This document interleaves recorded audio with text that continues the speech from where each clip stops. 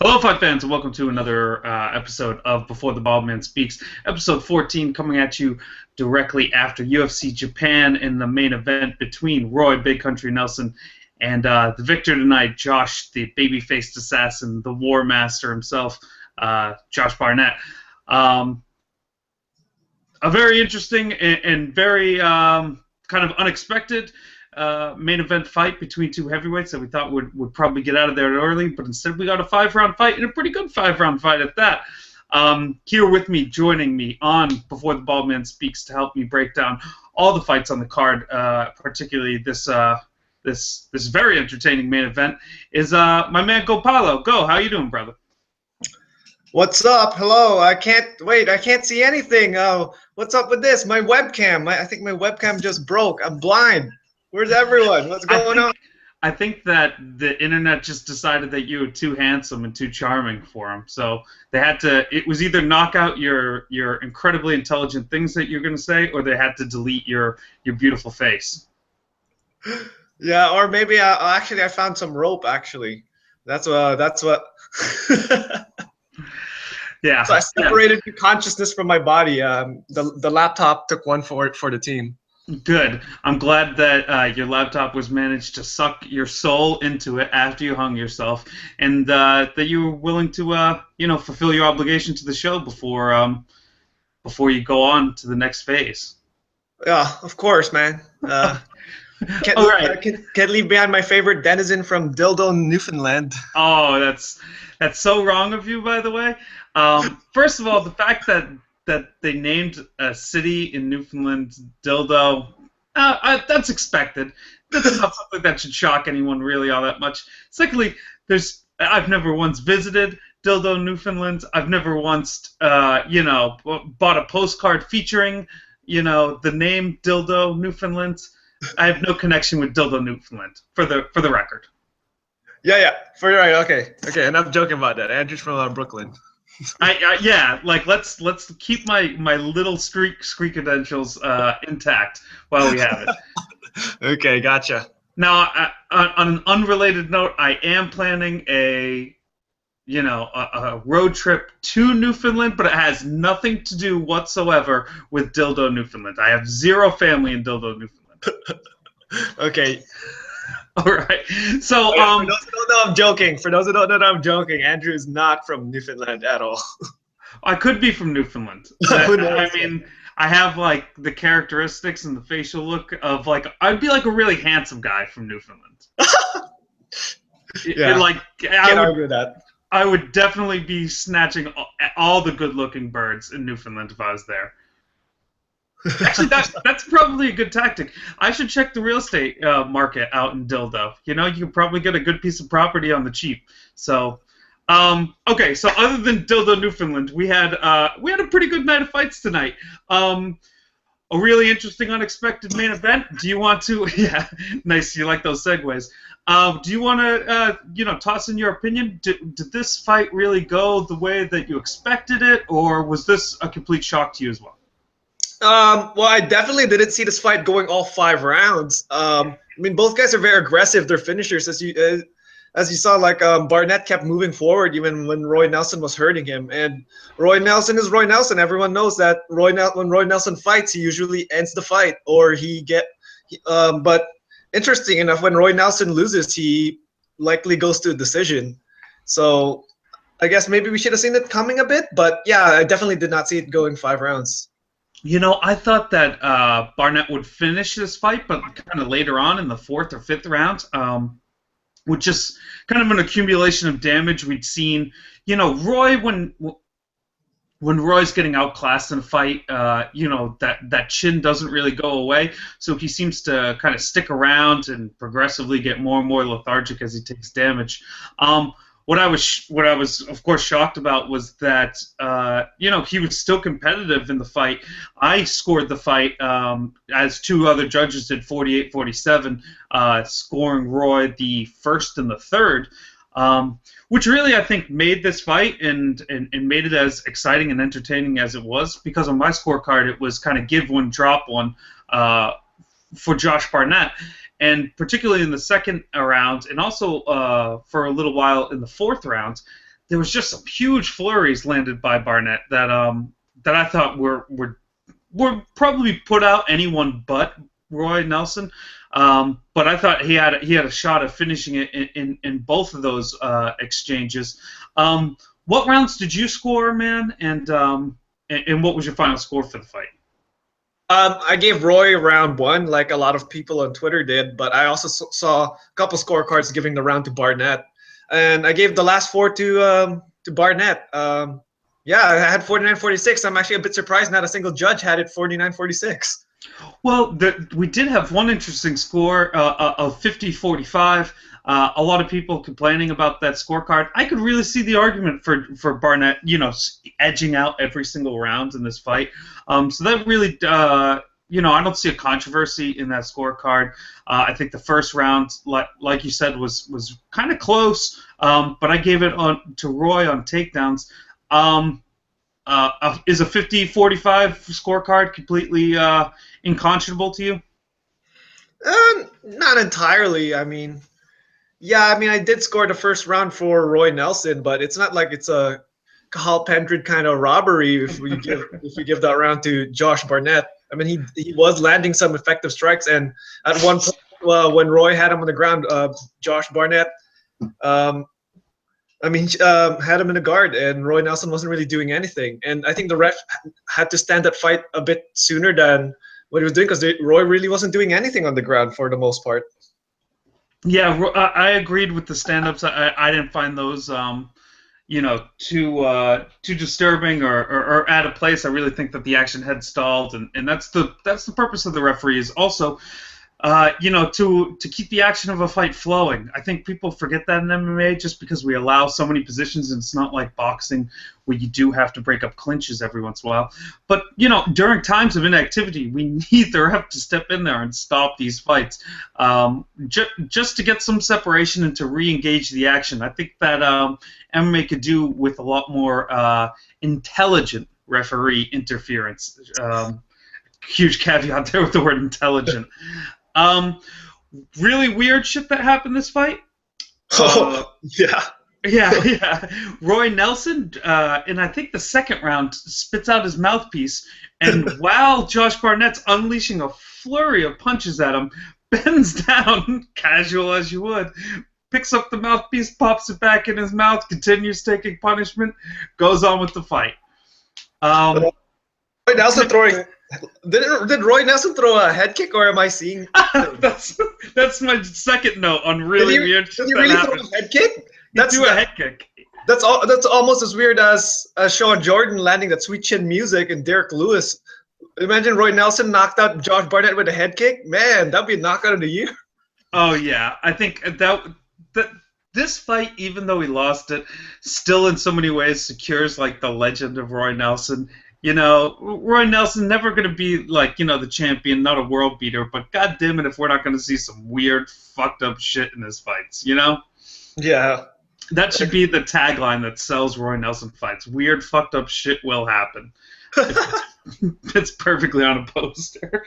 One more thing I want to mention about this fight. I thought that the post-fight interview with Josh Barnett was fantastic. The broadcast was smart enough to allow him the space to kind of speak to the Japanese audience. You could kind of really tell that it meant a lot to Josh Barnett, and Josh is one of those dudes who's a really intelligent fighter, not your typical just meathead, doesn't doesn't talk through the cliche points that most MMA fighters do.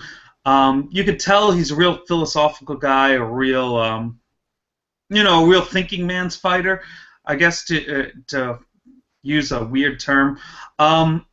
And I thought that it was really great to see an MMA fighter, take the time to acknowledge his opponent. And even though Roy didn't say anything, he became, involved in the last part of the post-fight interview. And I just wanted to mention that and say, how fantastic is it to, have someone who's a very unique character get out there, speak his mind, and the UFC should do more of stuff like this in the post-fight interviews if they have the time and the space. What did you think about it? Oh yeah, I think it's great. Watching UFC Road to Japan, that really gave me a good insight into Josh Barnett. I really didn't think he was like you said, he was like this guy who had a very deep understanding of not just MMA but of like the things he did. He's very self conscious. He has a good read on the Japanese culture. Just the way he was teaching his students. I mean the fighters on Road to Japan. They were like, Josh Barnett knows everything. He knows everyone. Like he's yeah, not like as you said, this guy. I can't say enough good things about Josh Barnett. He's definitely a really good spokesperson for the UFC and MMA in general. Yeah, I full-fledged agree, and it's weird because you have this idea of Josh Barnett as this metalhead, and he is that, I guess, in a lot of ways, and And it's sometimes. Go ahead. yeah, I mean, and I was gonna say like he's steroid busts in the past. Like how many times did he get booked for steroids?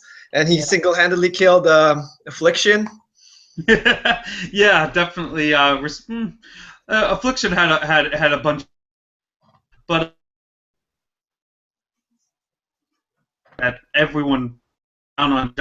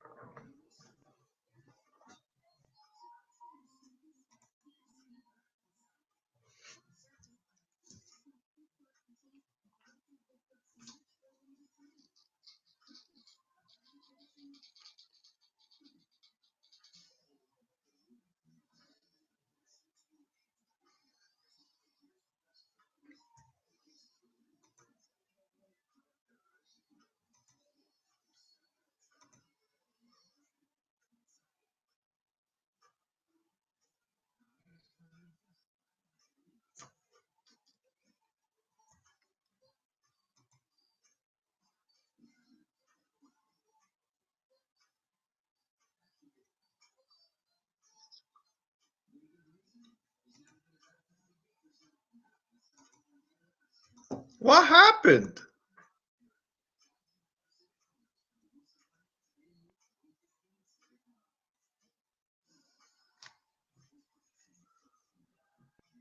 I still have internet, so it's him who cut out. Andrew? Uh-oh.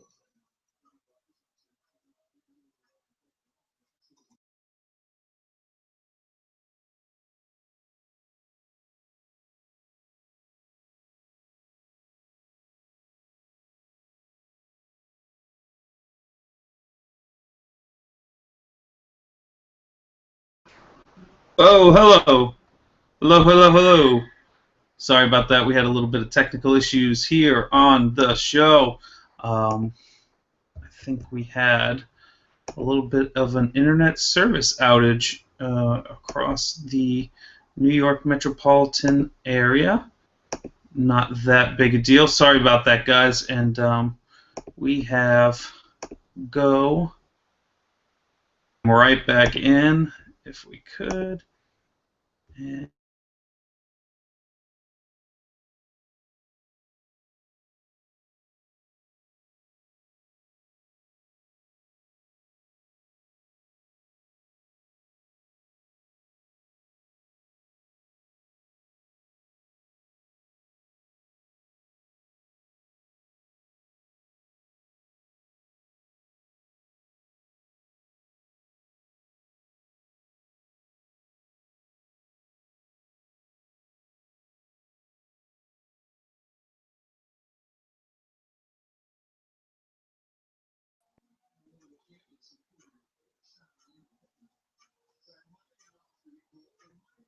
Hello?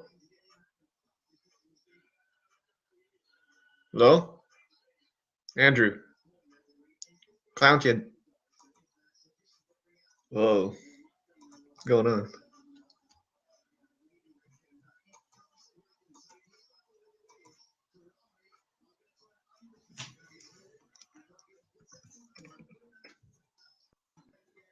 way too aggressive.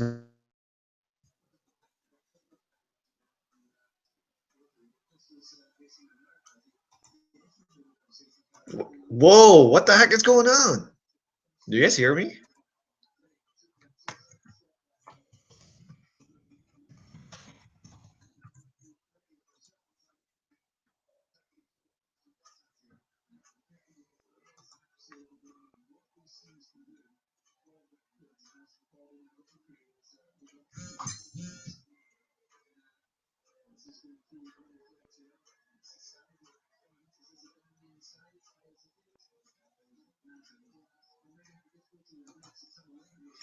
Wow, what's going on? I don't know what the fuck is going on. I can't hear Andrew though.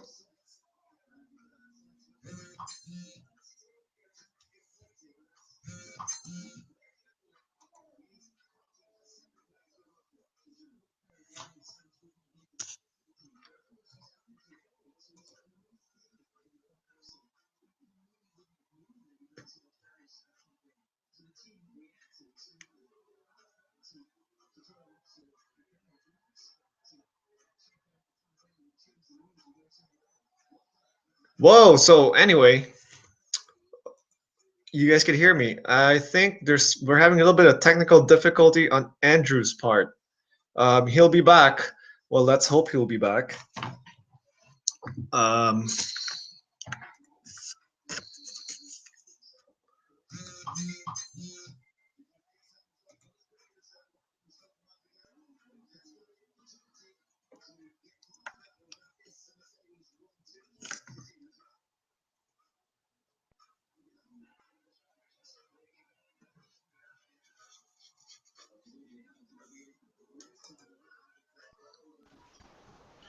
All there you go. right. Okay. Sorry about all the technical issues, folks. Like I said, I think my internet service provider has been, systematically shutting off the internet without any cause for concern for the people who are broadcasting live MMA shows at 2 in the morning. Go, Paulo. Do I have you back?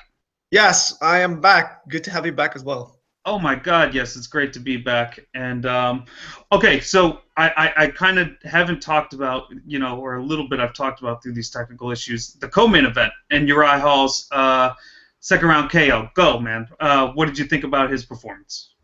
Okay, so that was crazy. I've got some people on Twitter already saying, "Oh, that was such a fluke." Uriah Hall was getting destroyed in the first round. I mean, yeah, that's like definitely a tale of two rounds. The first round happened like what most touts were predicting. Oh yeah, Gegard Mousasi is gonna take Hall down. He's gonna blanket him and school him on the ground, and that's pretty much what happened. It's just that Hall was so strong and so beastly that he was able to get out of those strangleholds that Mousasi had on him. But in the second round, damn, like, come on, like, how is that a fluke? How can you land like what is that? A jumping spinning back kick followed by a flying knee and over 30 punches. I mean, that's crazy. I hate the term fluke, especially, when we see things like this and powerful knockouts. Did you throw the punch? Did you intend on landing it? Did you try to end the fight with the punch or the kick? Then that is not a fluke. That is years of training, and you succeeded in accomplishing what your goal was, which was knocking your opponent out by throwing a kick. Uriah Hall is consistently, going for very risky and very flashy techniques. And this time, one of them landed. And that to me isn't a fluke at all. That to me is the payoff of years and years of dedication. Yeah, it's not like he just throws a kick for show. I mean, he's throwing it because the intent is to knock the other guy out. He's not there just to show flashy shit and be cool doing it. Yeah, it's baffling to me just how much people want to discredit Uriah Hall. I think because he lost some big high-profile fights and probably cost people some money in some spots where everyone expected him to win, and he has this ability to kind of fight to the level of the fighter that he's to fight to the level of his opponent. Do you know what I mean? Yeah, I couldn't have said it better. Like against that Rafael Natal fight, he was winning that fight handily, and then he sort of cruised and got sort of robbed there in the end.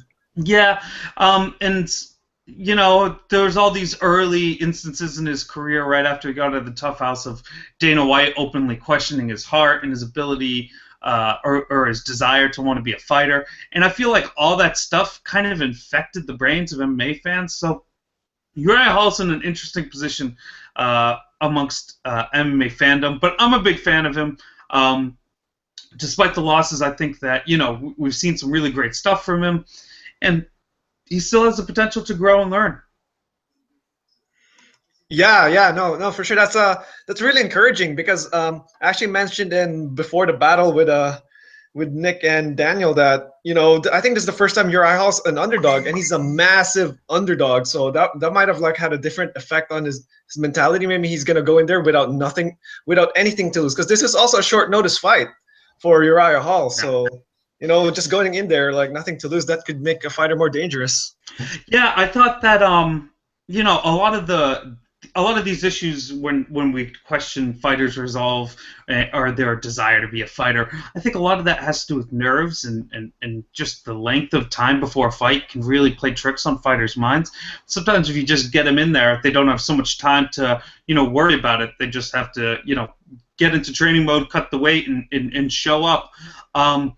And I thought that that really was a benefit for Uriah here, being a huge underdog, having the time or not having the time to really, mentally psych himself out about a huge opponent like Gegard Mousasi. And it worked out great for him. Gave him a highlight, knockout.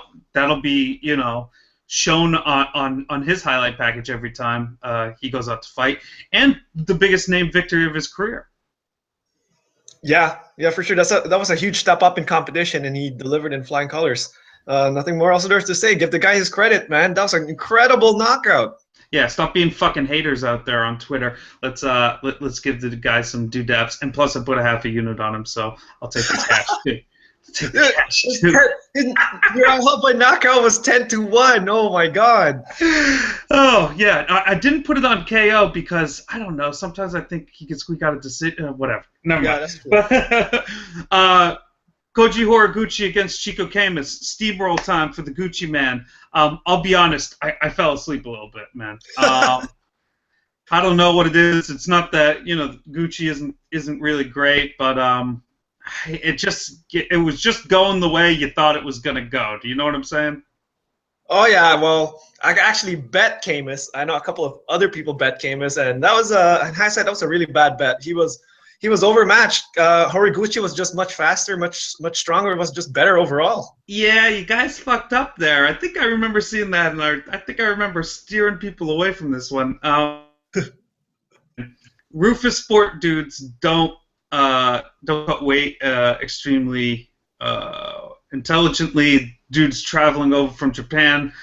He's already outmatched physically, in my opinion. It's just a tough one for Chi.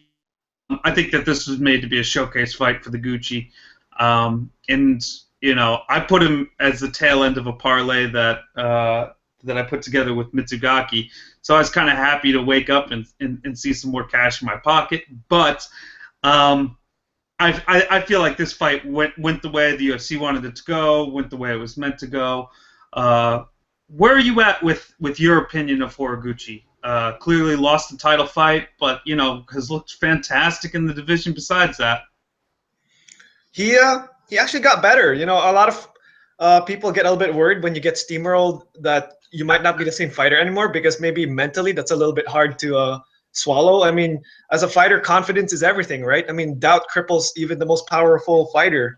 And Mighty Mouse just tooled Horiguchi like Mighty Mouse does. He tools everyone. And people are like, they destroyed Horiguchi. They put him in there too early. He's gone now. He's broken now. But nope, those talks were fluff, because Horiguchi came in there better. He looked lighter in his feet. He was faster. His combinations even got better. I didn't think they would get much better. Like, I thought that was his greatest strength. He just throws them with such fluidity and such precision. He's really a really technical guy, and he's kind of fun to watch if you're into great technicians.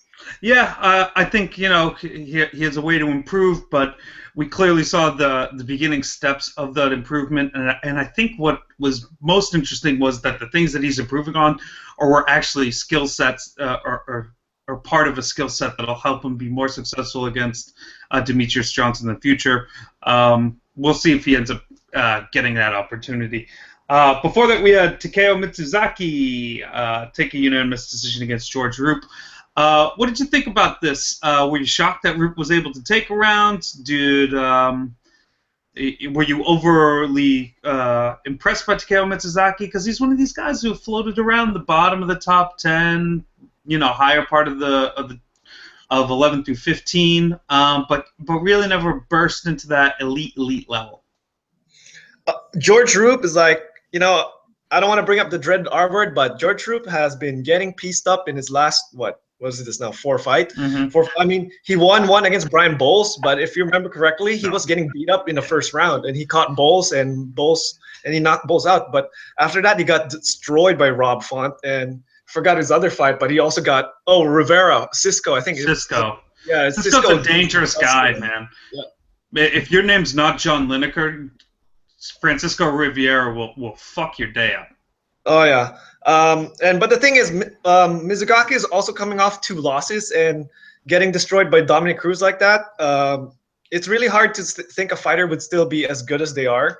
So I'm not entirely that surprised that maybe he looked a bit slower out there. And in the 3rd round, it looked like he was, I don't know, like he looked like he took the 3rd round off.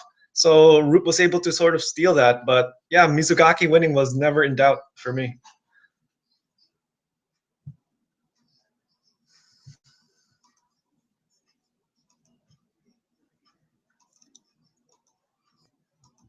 Here we go again.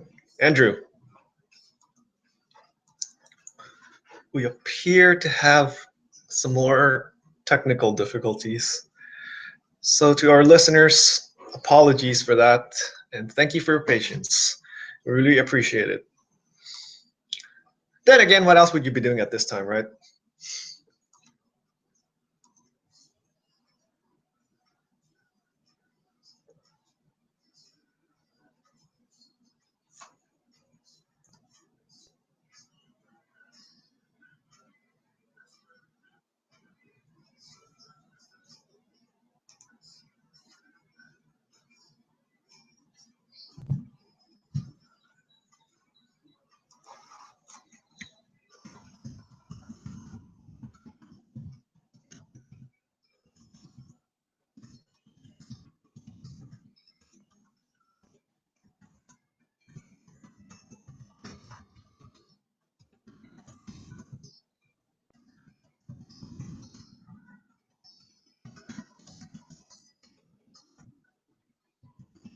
Hello, Go. We're back again. Are you there, Go?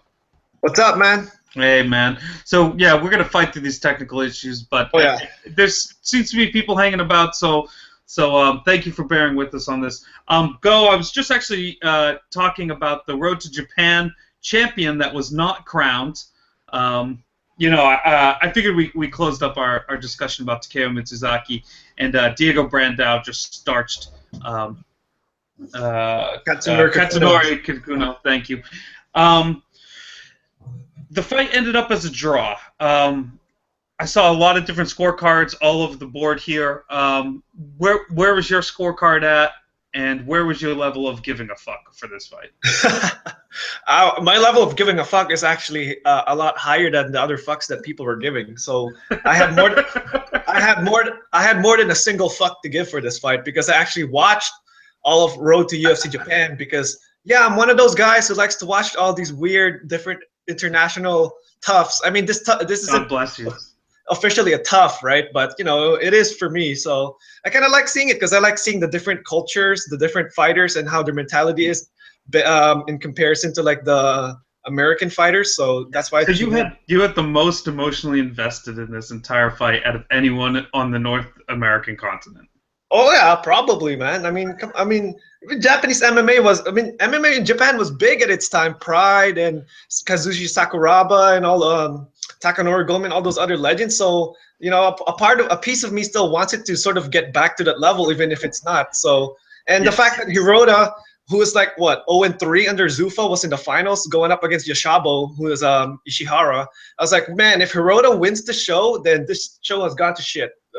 If you're gonna tell me a guy who's gone 0-3 in Zuffa is gonna be the winner of the show, then what the fuck was the point of that show?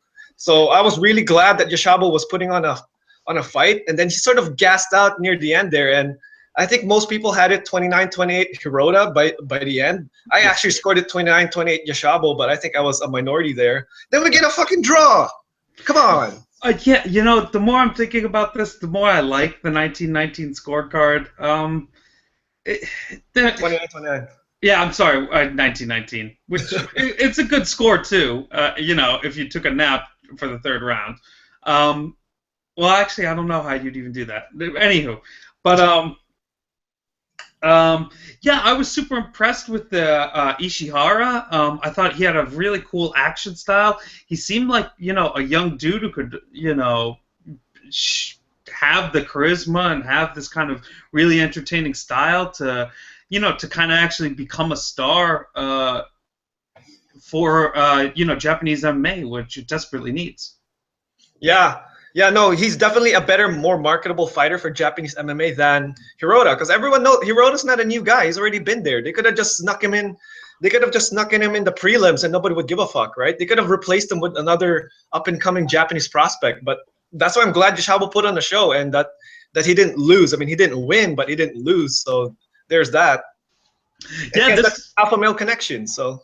Yeah, this might be, Ishihara's best outcome here. He could have lost the split decision here and kind of faded away and not come back to the UFC, and I don't think any fans would have, Cared. Yeah, given any shit at all. But now we kind of have this interesting draw. There's the weirdness. People will kind of discuss it a little bit, although I think a lot of the heat towards the end of the card will dampen out anyone's enthusiasm for this result.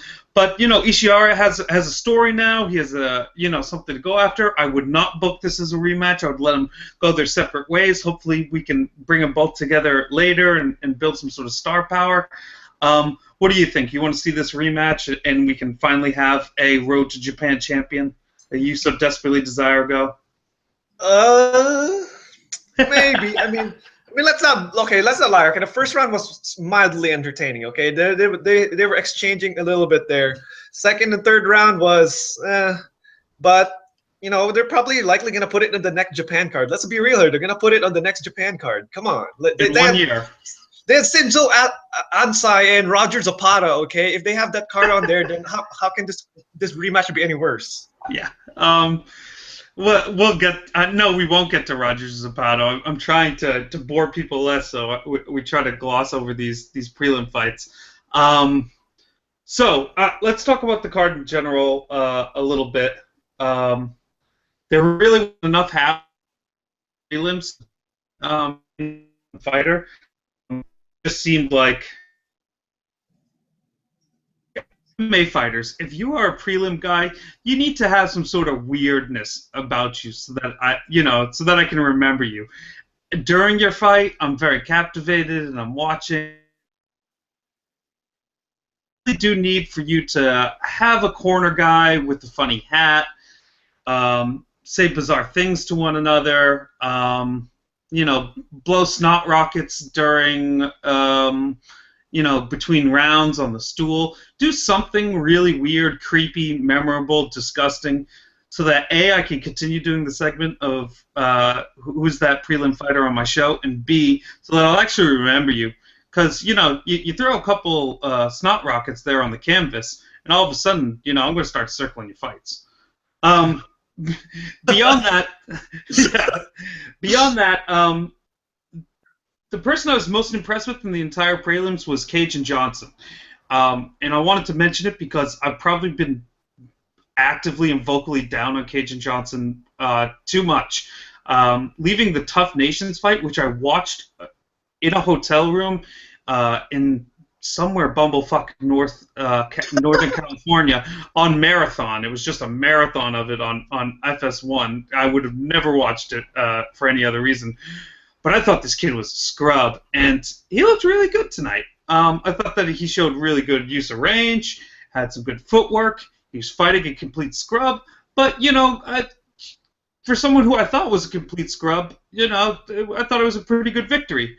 Out of anyone at all in all the prelim fights, who impressed you? Keitaro, man, come on. I know I love Cajun Johnson too. How can you not give it to Keitaro though? That was a nasty choke. I mean, what's it called? Lee Jingaling, as Nate would call him, just completely did the Manny Pacquiao on the canvas. I mean, damn, that was brutal. And I bet Lee Jingeling too. That killed my parlay. I had him with Mizugaki, so. I had it parlayed with Nick Hine, and if that had cashed, we would have had a really good night. But yeah, super disappointing. And sometimes you got to bury the lead a little bit, give your guests something to go on about. I think Nakamura definitely had one of the performances of the night in my mind, securing that submission out of nowhere. Just a really surprising result, and definitely for me the highlight fight of the prelims. We had a little bit lackluster affairs in the first three fights rather, and it was some really good lifeblood to get the excitement back up before the end of the prelims. Nick Hine, the sergeant, very impressive here for you, or are you just saying like, hey, here's a 55 guy who's a novelty? Nick Hine is Nick Hine. I mean, if anything, this guy's a very solid bet to go the distance. If it's a Nick Hine fight and he's the better guy, bet the over in that fight because it's likely gonna go over. Nick Hine, what was the line on Nick Hine in the distance? Because I think I was eyeing that for a while, but I thought he might have actually had a shot to finish Kasuya because this Kasuya guy gets lit up in every single fight he does, and I was like, oh yeah, all Nick Hine has to do is tag him a couple times. He's gonna go down, ground and pound, and maybe he's done. But Nick Hine, he's a really tentative technical guy, So in the end, there he looked like he was backpedaling. Yeah, I think that kind of meticulous style, the paralysis by over-analysis seems to be the story with Nick Hine there. And fantastic advice there. Definitely go ahead and if he's the favorite, you might as well slide some chips on that over. And then we had a pretty good, we had an average curtain jerker fight with Roger Zapata losing a decision against Anzai, Shincho, and no, actually, he had a weird injury. I think he broke his hand or broke his finger or something? Oh, yeah, there was a very weird stoppage in the third round. Roger Zapata seems to have, just dislocated his finger. And I really don't want to fault the ref on this. A lot of people are taking a shit on the referee. In the middle of an exchange, the fighter stopped fighting and kind of just, held his hands and began wincing and dropped his eyes downward. And Shinzo dropped, 4, or maybe it was, 2 or 3 shots, directly on the fighter, and it looked like that Roger had stopped fighting. So he intervened, and during that intervention, he determined that his finger had simply dislocated. It wasn't horribly broken. It wasn't some, mangled lump of flesh. It was just a simple dislocation. If Roger Zapata hadn't wanted that fight to stop, he shouldn't have stopped fighting and stopped intelligently defending himself. What did you think about the stoppage, and where do you come down on this? Yeah, no, I entirely agree on your point, because if you stop fighting, one of the rules is you have to intelligently defend yourself, right? So if you stop fighting, it was kind of like the Michael Chandler against Will Brooks, where he just sort of turned his back, turtled up, and then Will Brooks was punching him, and then Michael Chandler's like, what's fucking going on? And it turns out that he didn't really know what was happening, so that was a good stoppage. So different case here because he dislocated his finger, but if you stop fighting, you can't fault the ref. Fighter safety first. Yeah, it's like this thing fighters have, it's the chill dog, as they call it, but the timeout called. You can't call timeout, guys. If you call a timeout, that is 100% quitting on the fight. Yeah, that's tapping. I remember there was a fight in Tough Brazil where there was this guy in the same scenario. He dislocated his finger, and then he started calling timeout. He's actually started doing the T sign. He was like, timeout, timeout, and the ref's like, no, you're done. And then the guy's like, what? He's like, you can't call timeout in MMA, man. Yeah, guess what timeout means? Timeout means I want the fighting to stop, and that's called being technically knocked out, you dummy. No, there's no timeout with an out, right? This is a fight to the death with precautions put in so that we don't have to see the murder part. This is, you can't call timeout in a fight to the death, bro. Let's give out some you put on your Dana White hat, or they probably didn't ship Dana White out to Tokyo for this, but whoever's handing out the bonuses tonight. What was your fight of the night, man? Fight of the night was probably Roy Nelson and Josh Barnett. Yeah, agreed. Yeah, continue. Even though they kind of like slow down near the end, but I mean, come on. I mean, they're heavyweights. They're constantly going at it. You know, like it was good for about it was good enough for fight of the night, in my opinion. But actually, I would give 4 performance bonuses if I could have it that way, because I think. I'll agree real quick and just say that I think that the Barnett Nelson fight was the fight of the night. I would award it to them. I thought it was one of the finer technical exhibitions of, from Roy Nelson, who you don't expect to use the word technical exhibition describing, and I thought, Josh Barnett was super savvy and took a great victory. I think this is one of the better, more entertaining heavyweight fights I've watched in quite a while. But give out, because the next thing's performance bonuses, so you want to give out 4 performance bonuses. Toss them out there. What do you got, man? Yeah, so obviously one of them goes to Keitaro for that sick choke, and the other goes to Brandao because he pretty much just like destroyed Kikuno. It's not even worth talking about, except for me losing a unit on that dumb bet. I lost half a unit too, man. I blame you, though. And who was the other one? Who was the other one who had a finish? Uriah Hall had a big finish. Oh, how can I forget Uriah Hall? Of course, Uriah Hall gets the performance. That's a no-brainer. And I'll probably give the other one to maybe Josh Barnett.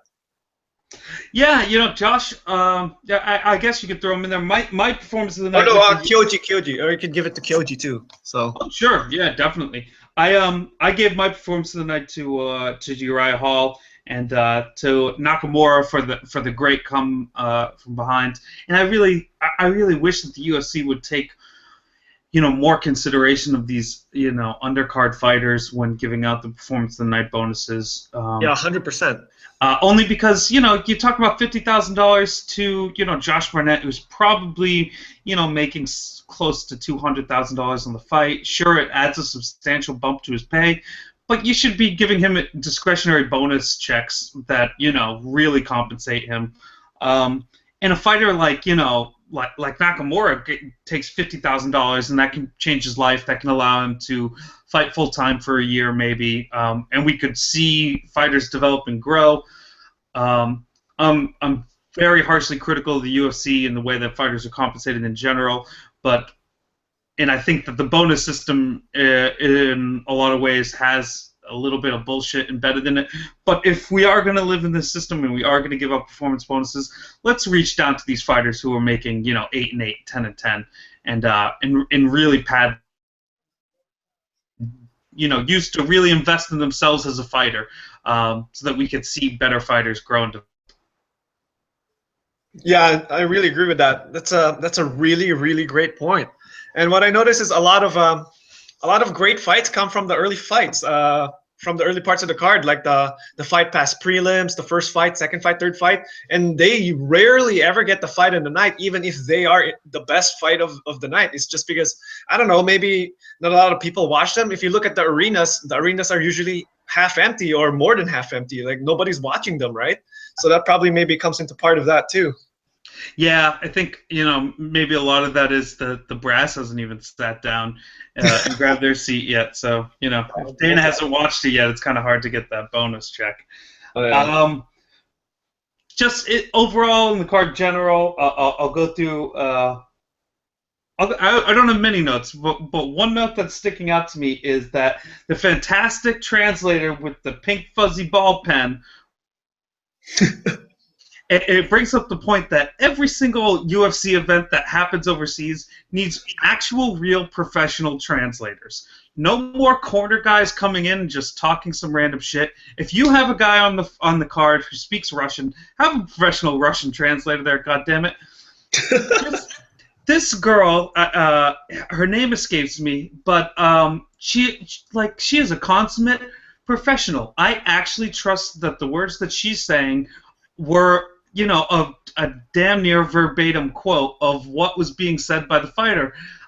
Sometimes you get the idea that the translators are just kind of winging it or editing it on the fly while we're going. Do you ever get that impression too?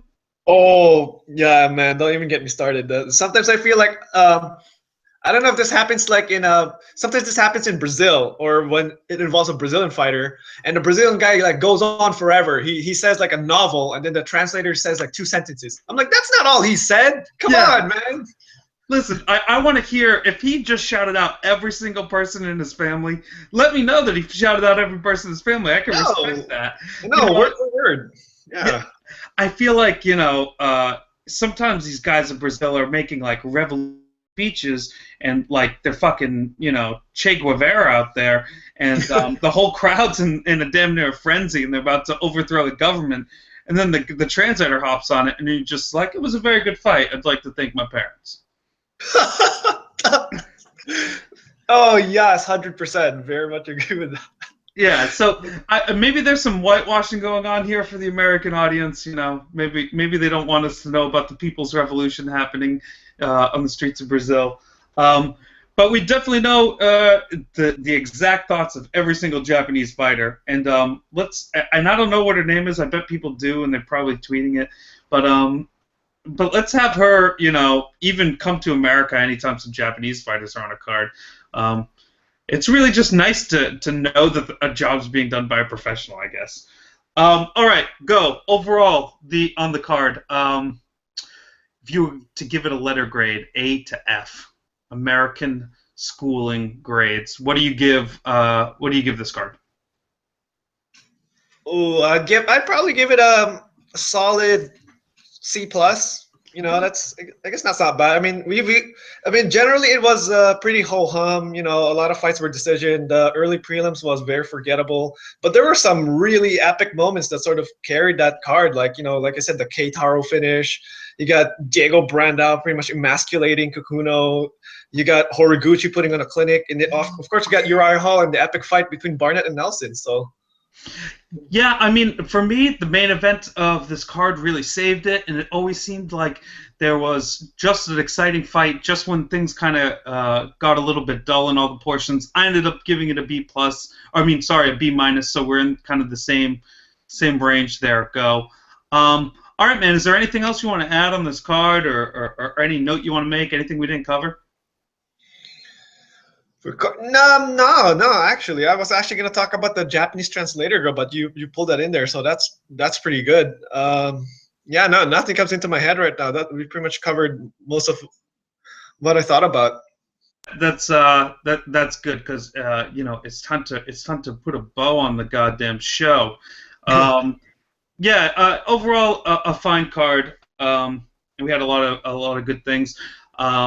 Thanks, everyone, for sticking with us here and enduring all the technical difficulties. I really appreciate it. I really appreciate you, Go, coming on to the show, chatting up a little bit, and you enduring all of the technical bullshit, so to speak. So thanks for coming on the show, and please take a second and let everyone know where they can find you and where they can read all your intelligent things that you write down. Hey, thanks. Yeah, you can find me at Go Paulo MMA. That's Paolo MMA.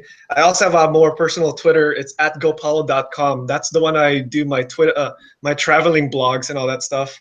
Also, you can find me when I do half the battle or before the battle with my guys Nick Baldwin at Nick UFC and best Fight Picks Daniel and the stuff I write for at Sportsnet and at Today's Knockout, and to my editors, man, like Mikey at Mikey J MMA and at Christian Ibarra. Look out for my work. So I'm gonna have 2 coming out this coming week and maybe more.